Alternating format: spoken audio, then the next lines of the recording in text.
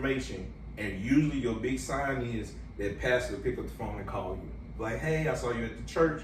Just wanted to, introduce myself, blah, blah, blah. Because there's two different type of mega churches. There's the mega church where you'll get lost. They got 2,000 members, you'll get lost.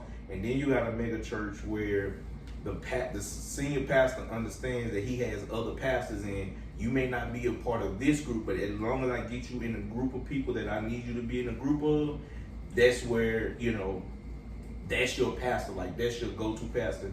And instead of the senior pastor having to look over 2,000, he may only be looking over 5 pastors who are looking over 200. And by him doing that, what happens is, if something's going on in that 500, that pastor will come and tell him. That way the senior pastor stays in contact with everybody. Yeah. Like he may not know everybody's names, but when there's an issue that comes up and the senior pastor need to know about it, that pastor that he has assigned over that flock will let him know. Then he starts to learn, or she starts to learn. I guess I do that right. They start to learn. But yeah, I'm gonna invite you. Invite me. I'm gonna show up. I'm not gonna be happy about it. I grew up Southern Baptist. Mm-hmm. I was in the church all the time, Bible study. In the summertime they had what's called a Awanas club. So was it vocation?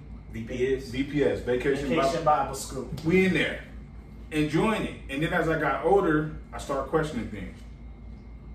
And I got sat down by a pastor. Matter of fact, he's here, KCK, Reverend DeBose. I started questioning everything about the Bible, Old Testament, New Testament, all that stuff. And he was kind of schooling me. I said, okay, cool.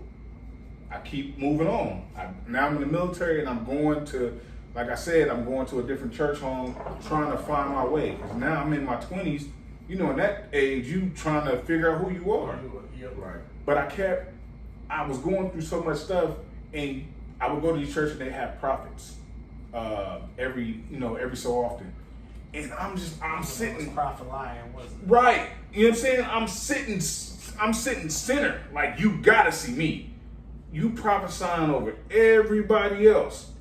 You don't see all this heat right here. Like, I'm literally like, look, I'm staring at you like, bro, pick me. Pick me and tell me what's going on in my life.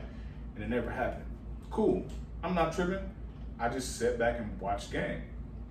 Been in the military, we get paid the 1st and the 15th. Mm-hmm. Faithfully. It was a revival.